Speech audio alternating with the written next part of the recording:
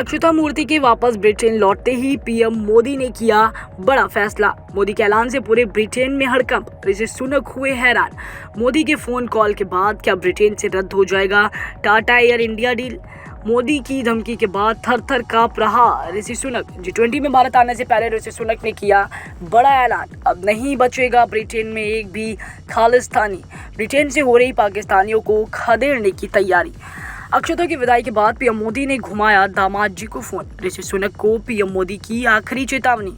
मोदी बोले, सुधर जाओ सुनक, वरना एयर इंडिया डील भी रद्द होगा और एफटीए के लिए तरसते रह जाओगे। जी हाँ दोस्तों, पीएम मोदी ने कुछ इसी अंदाज में ऋषि सुनक की क्लास लगाई।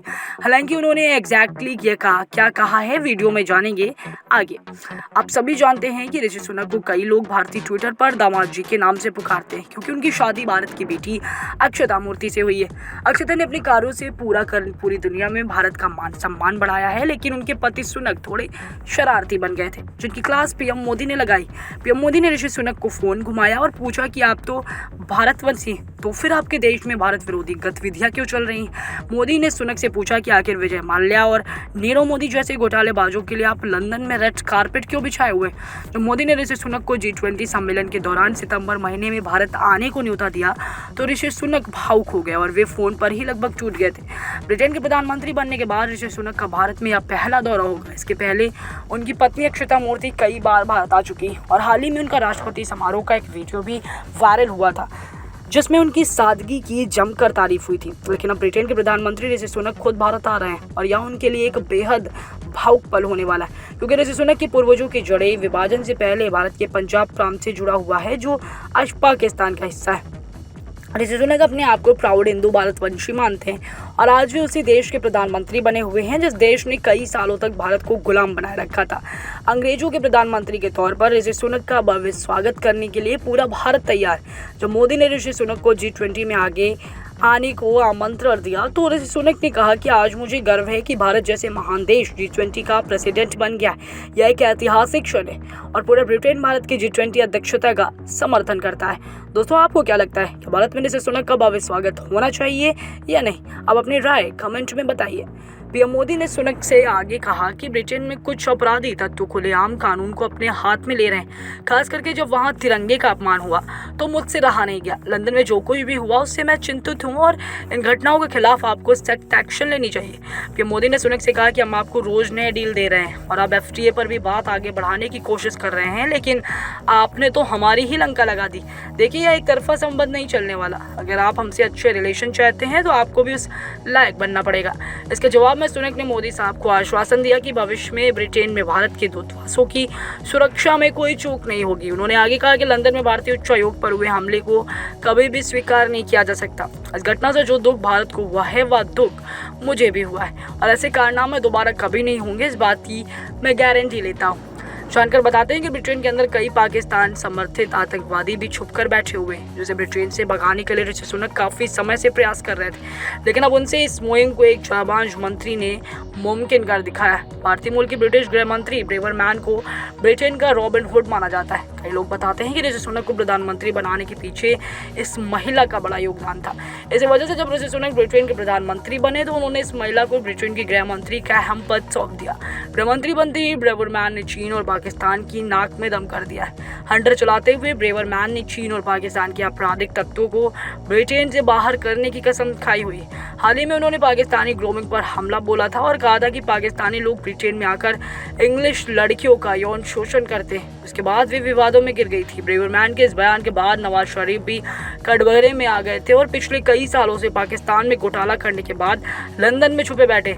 पीएम मोदी ने सुनक से भारत और यूके के आर्थिक संबंधों पर भी चर्चा की। दोनों के बीच भारत यूके रोड मैप 2030 पर लंबी बातचीत हुई। इसके साथ ही पीएम मोदी ने कहा है कि कुछ लोग भारत के सरकारी खजाने को लूट कर ब्रिटेन में छुप गए।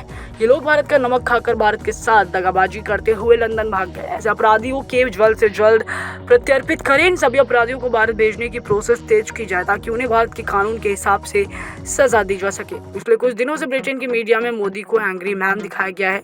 ब्रिटिश मीडिया का मानना है कि लंदन में तिरंगे का अपमान देखकर मोदी का पारा चढ़ा हुआ है। मीडिया वाले लिखते हैं कि मोदी ने सबसे पहले दिल्ली में तैनात ब्रिटिश उच्चायुक्त का सुरक्षा हटाया और उसके बाद ब्रिटेन के साथ चल रहे व्यापारिक बातचीत को डस्टबिन में डालने का ऐलान कर दिया। ब्रिटिश मीडिया लिखती है कि नरेंद्र मोदी सरकार ने खालिस्तानियों पर एक्शन न होने के विरोध में ब्रिटेन से ट्रेड रिलेशन को लेकर होने वाली बातचीत टाल दी है। दोस्तों, आजकल पीएम मोदी और जयशंकर के नेतृत्व में भारतीय विदेश नीति झुकने को तैयार नहीं।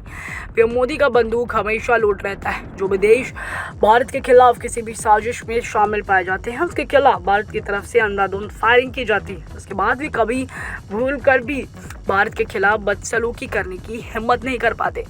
वो ज़माना गया जो भारत डर डर कर फूक फूक कर कदम भरता था। आज के ज़माने का भारत बेहद सतर्क और चौकन्ना है, जो भनक लगते ही दुश्मनों को भस्म कर देता है।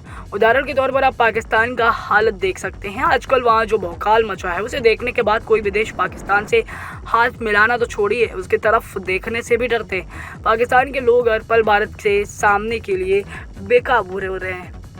दोस्तों, यह सब तभी संभव हो पाया है जब आज भारत के पास सॉलिड विदेश नीति है, जो किसी की भी दबाव में आने को बिल्कुल भी तैयार नहीं। इस बात की गवाही हाल ही में यूक्रेन की विदेश मंत्री ने दिया, जब वे भारत दौरे पर आई थी। भारत आकर उन्होंने कहा कि भारत विश्व गुरु है और यूक्रेन की मदद में भारत को कुछ सकारात्मक कदम उठाने चाहिए। युद्ध के बाद यूक्रेन की विदेश मंत्री भारत आने से डरती थी, क्योंकि रूस विरोधी कई लोगों को भारत में होटल की खिड़की से गिर जाने के बाद संदिग्ध मौत हो गई थी। जिसके बाद यह चर्चा शुरू हो गई थी कि रूस के इशारे पर भारत में ये सभी मौतें हो रही। लेकिन किसी तरह हिम्मत जुटाकर जब यूक्रेन की विदेश मंत्री भारत पहुंची, तो मोदी पर फिदा हो गई और G20 में भारत आने की जिद करने लगी।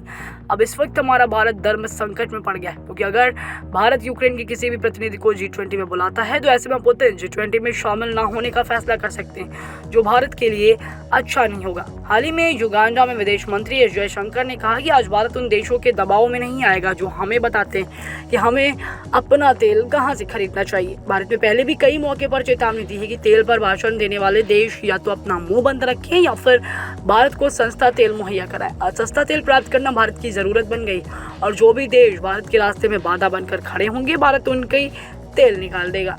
जयशंकर ने आगे कहा कि यह ऐसा भारत है जो वही करेगा जो उसके नागरिकों और उपभोक्ताओं के हित में होगा। हम किसी के दबाव में आकर अपने नागरिकों को अंधेरे में नहीं रख सकते। वह जमाना गया जब भारत अपने राजनीतिक स्वार्थों के लिए पर्दे के पीछे डील किया करता था। आज हमारा देश पूरी तरह से स्वतंत्र है और अपनी मर्जी से संबंधों को चुन सकता है। नया भारत दबाव में नहीं आता है, बल्कि दबाव डालने वालों पर अपना दबदबा खुलकर दिखाता है।